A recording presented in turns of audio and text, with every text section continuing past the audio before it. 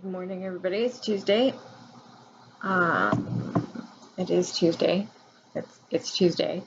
I've had some trouble with this issue today, but it is Tuesday, and it is still Tuesday. It has not gone on yet to Wednesday, so I'm good. So how is everybody? I don't think anything has happened this week that would be interesting to tell you about.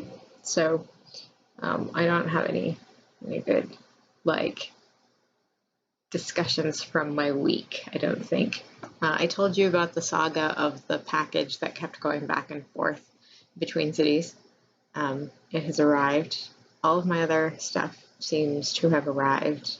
Some of it's still at the post office and hasn't actually come here yet, but still, to have at least most of the Christmas stuff show up is good. I'm pretty much done Christmas shopping, not maybe entirely, but pretty close. So that's good.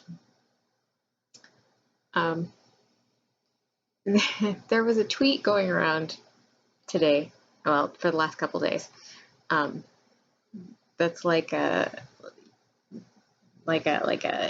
sort of a tell how old you are without saying your actual age, and which is, a thing that goes around a lot on Twitter, but in this particular case, it was with an athlete, and I am a deeply unsports related person, and have not, I didn't grow up in a sporty household. We didn't really watch sports.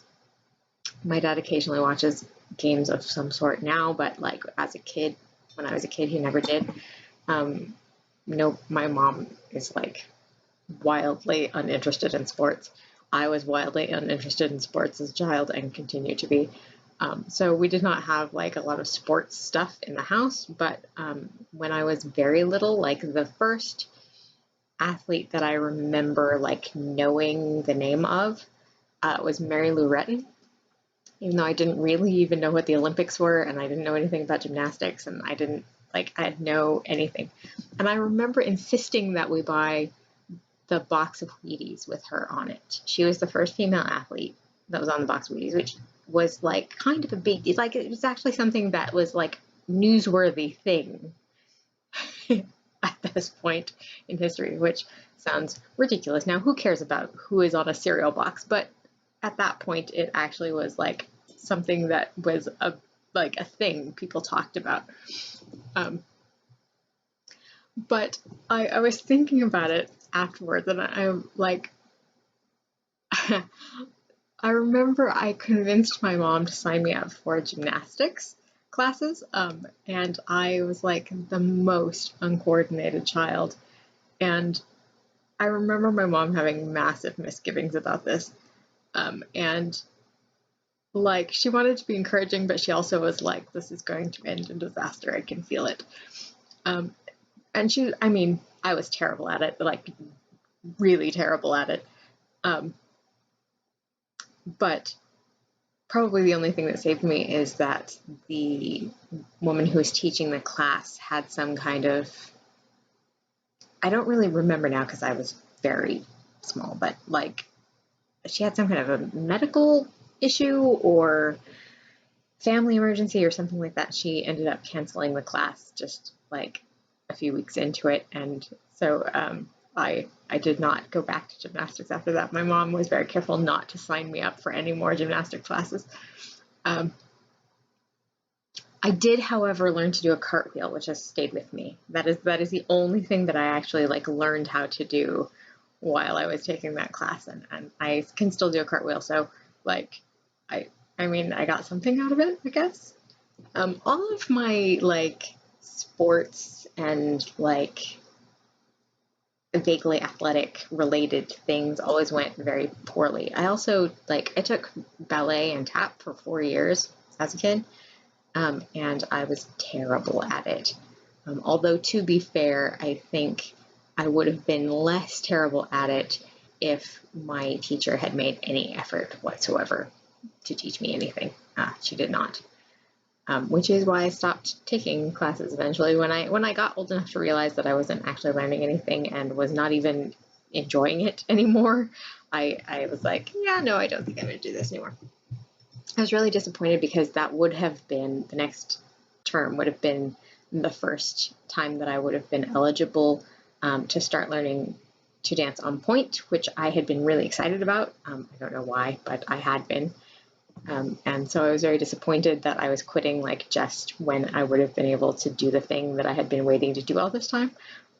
But it was not fun anymore. And I was not learning anything at all. So I was like, what is the point of this? I also took swim classes one summer, which went even more poorly. Because like I was the least buoyant child ever.